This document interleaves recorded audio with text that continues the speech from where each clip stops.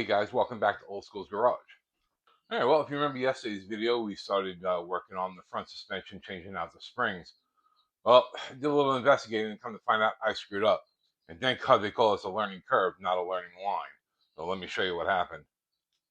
Okay, so most of your traditional gassers run what's called parallel leaf springs in the front. They run the same, front to back, same distance across. Um, well, the good part about those are they are really good for running in a straight line.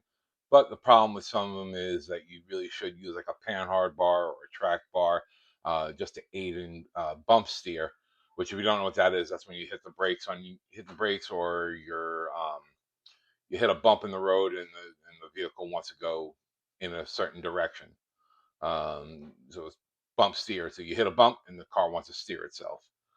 Uh, and then there's also what's known as divergent or pinched springs, and these are found on more uh, like a '50 Chevy truck or stuff like that.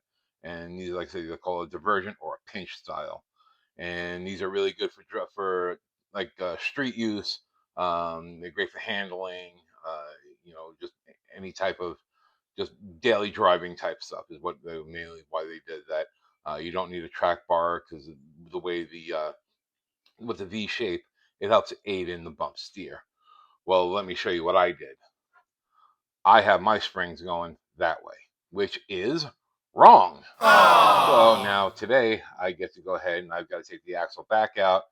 So this way I got to put um, the the caliper brackets on the other side, and I got to put all the steering arms on the other side. So that's what we're going to do today. We're going to take the axle out, take it apart, turn it around. So let's get set up, see what we can do today. So thankfully on this side already, like I said, we got the spring out. So we are going to have to take the steering shafts out. I thought we were going to have to, but then I was like, nah. But come to find out, I actually do. But we got to move this bracket. This bracket is going to have to go on the other side because when you turn it around, this bracket will be in the front, and the caliper bracket needs to be in the back. Also, to the steering arm, as you can see, the steering arm was also going to be in the wrong spot. The steering arm is going to have to come out this way. So we're going to have to go ahead and take this all apart.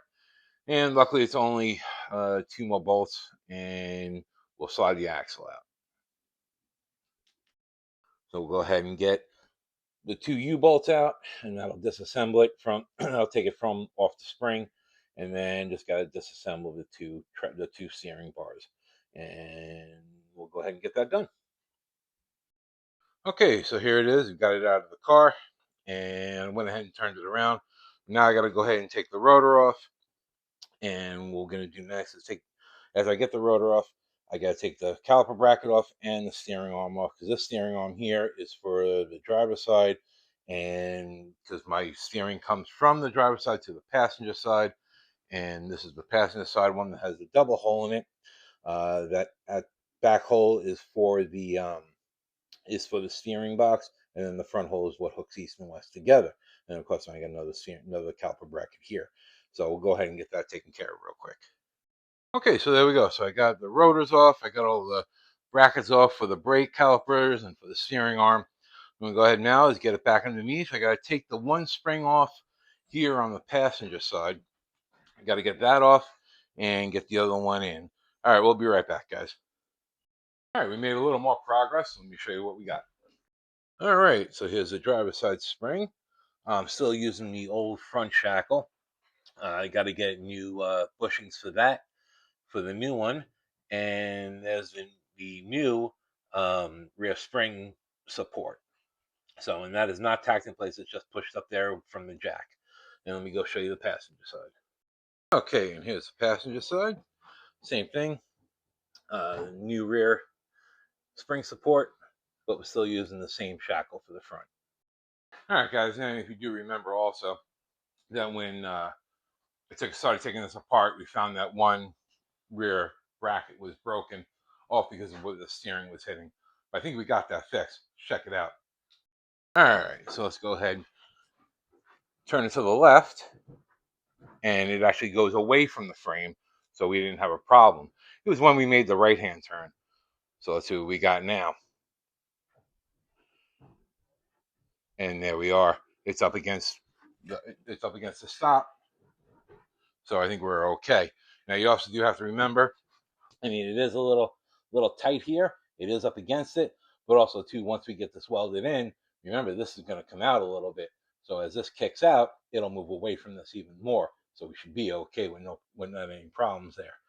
The little bit that it's up against it now is okay. So once we get it all moved out of the way, once we get it, that bracket put in place where it needs to be, we'll be all right. Well, unfortunately, I think that's where we're going to end it for today. Due to the fact that I got to order some more those bushing pieces from Speedway. That's all right, though. We'll go ahead and get it taken care of. All right, guys. Well, thanks for hanging out here at Old School's Garage. Until next time, I'm out of here. Later.